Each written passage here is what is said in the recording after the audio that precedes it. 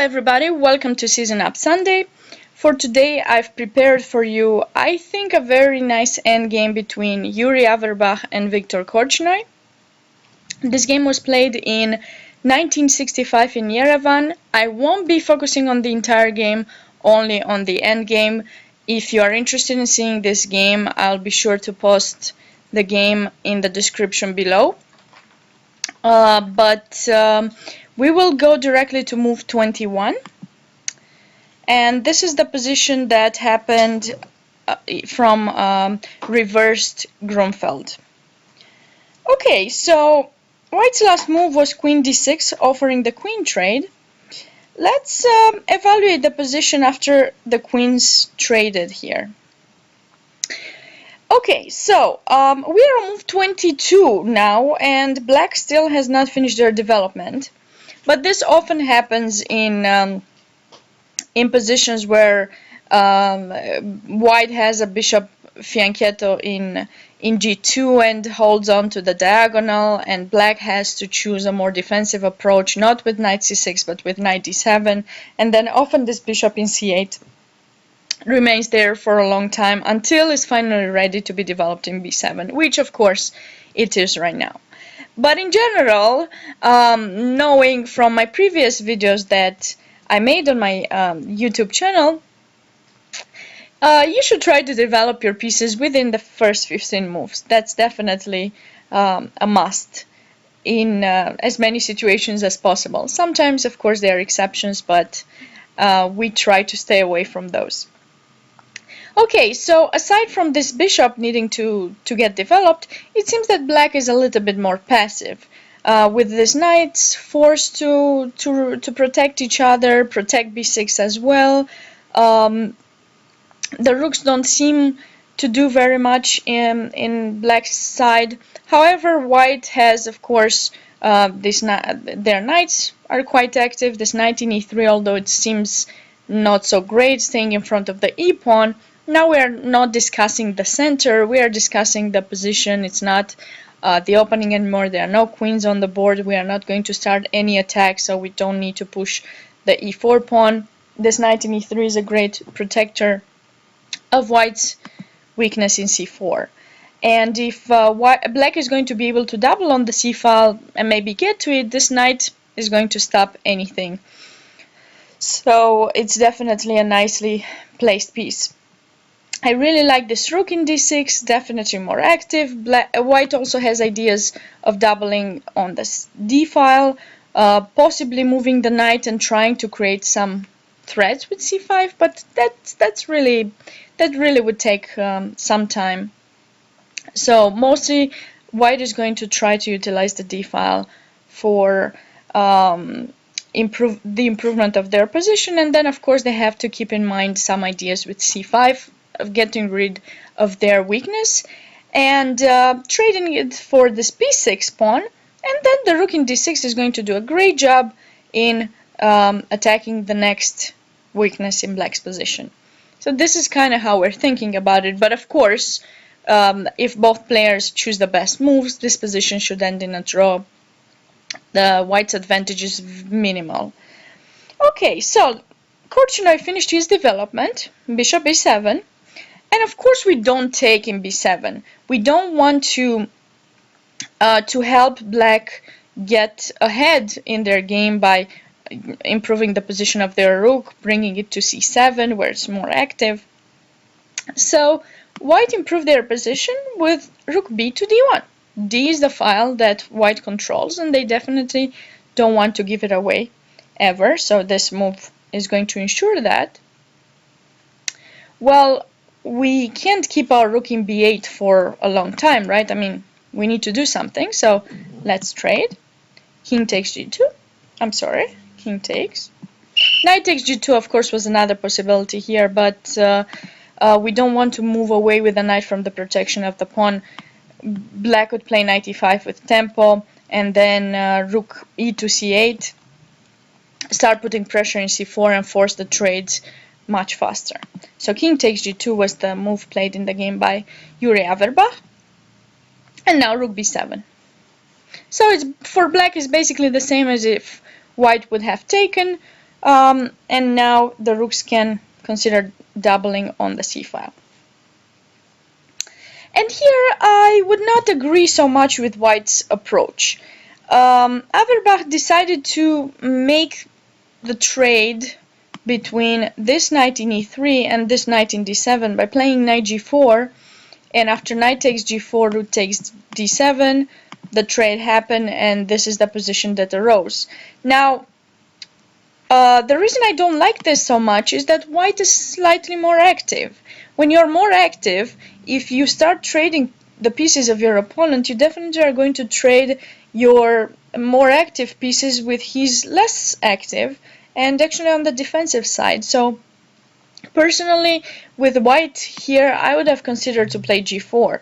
Now I have some ideas, of course, to play g5 and win some material. So Black has to do something about this knight in d7, and if they play knight e5, we can play f3. We start on the defensive for a little bit, but then those knights could slowly be pushed away, and White would maintain their slight superiority on the d file. Of course, rook c8 could be played here, threatening to win this c4 pawn, so White might be tempted or forced to make the trade.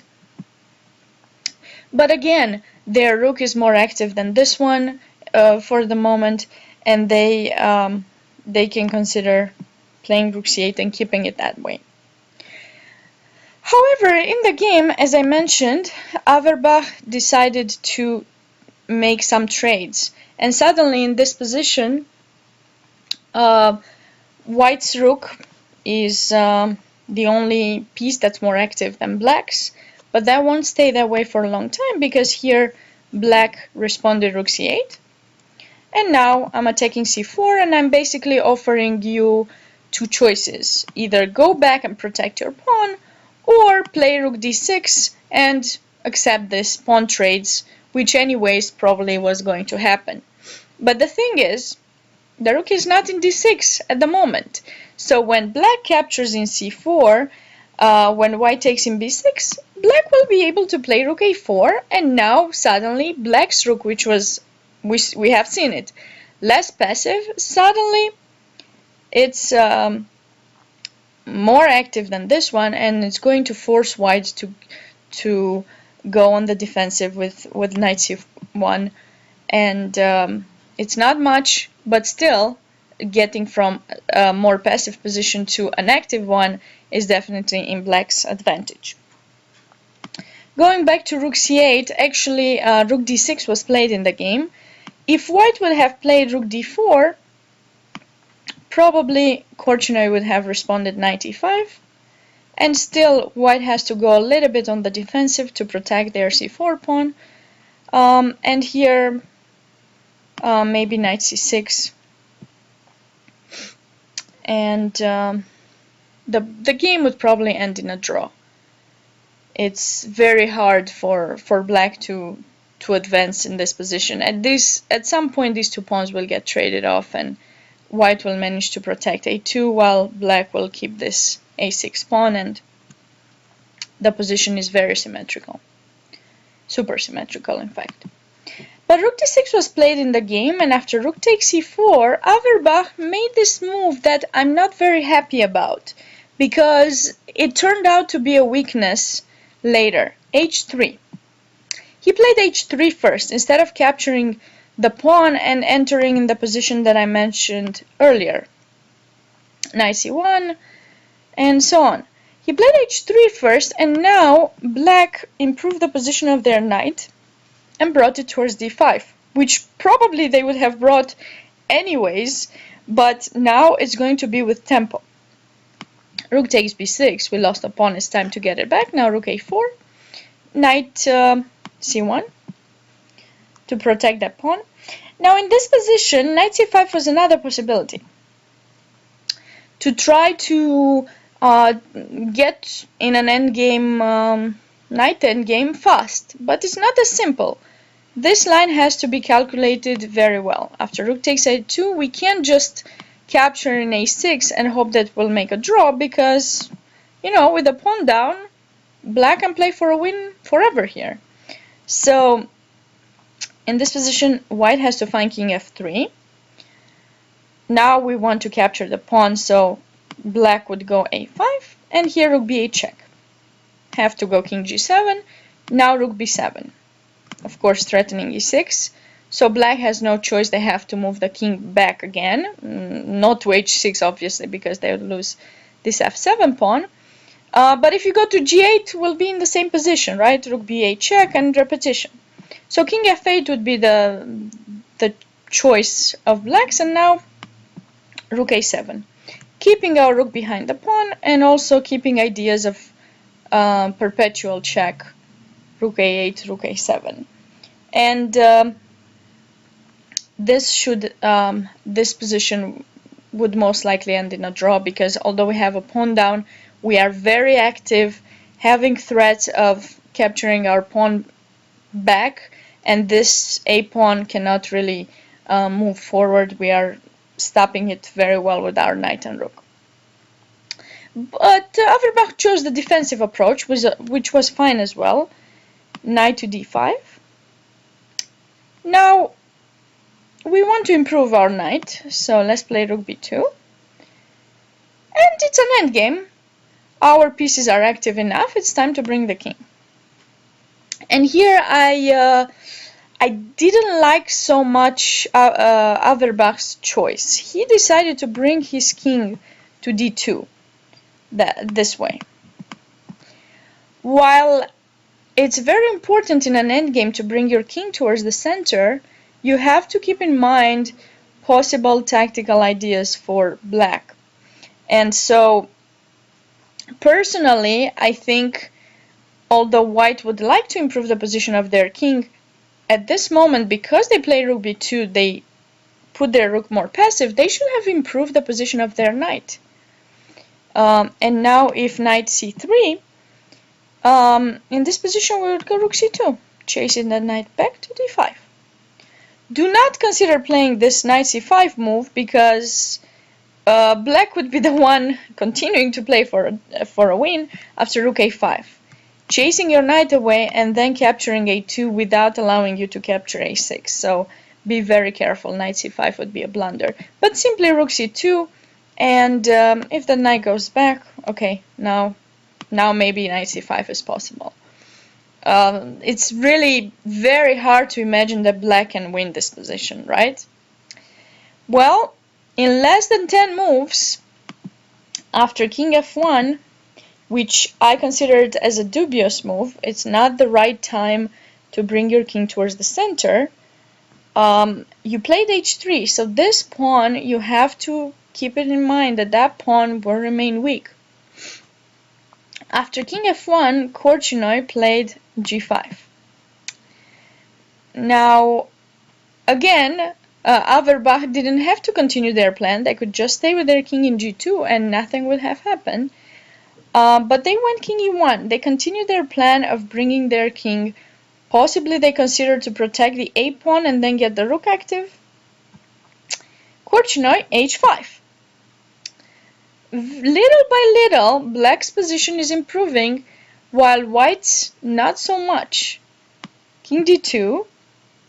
And here we're going to see an idea that is often encountered in endgame positions, when there are two pawns in g3 and h3, and then suddenly black plays h4 g4. I love that plan. I remember when I was a kid, I always wished I could play it in a game.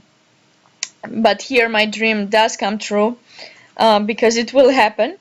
h4, and if white wants to get rid of this threat g4, they have to do something about it. They have to capture in h4.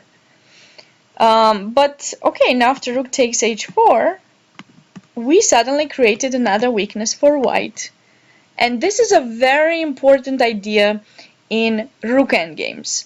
When there's normally one weakness on one side, in order to actually have an opportunity of winning with the side trying to win, that side has to try to create another weakness on the other side to make it harder for the defensive side to defend. Now, I'm not saying that this is winning just yet, but it's certainly it's much easier to play for black than it is for white. Now, a4, a5, a4 is coming. The king is going to advance. We have ideas of knight f4 capturing that pawn. So, you know, it's going in definitely in black's direction. Now g4 is also a possibility, but then your h3 pawn will remain super weak. So knight in this position, knight f4 would follow, and after rook b3 we can most likely play f5. So, you know, it's very important to know the rules, in theory, what you should be doing, but every single position is different. And here it shows you that bringing the king in the center doesn't always work in every type of endgame. You have to consider what you're letting behind, what your opponent's plans are, and play accordingly. After h4, Averbakh blundered. He played knight to d3, and here comes the beautiful move that I mentioned to you earlier, g4. And now the trick is you can't take any of the pawns because I'll either play h3 or capture in h3, and my pawn is going for a queen. Averbakh played the best move in the position, h takes g4, and now h3. The pawn is going for a queen. Now keep in mind, you cannot play rook b1 because you'll be losing this a2 pawn, and then I will have two passed pawns, and black is simply super winning. So what to do with white? If knight c5, the same move which was played in the game would be played here, and I'm not going to tell you yet what that move is. I'll let you pause the video and make sure to find it. And another idea would be maybe push the f pawn, like f3 maybe, to have the opportunity of going knight f2 and capture that pawn. But still, what black managed to do is passivize your knight.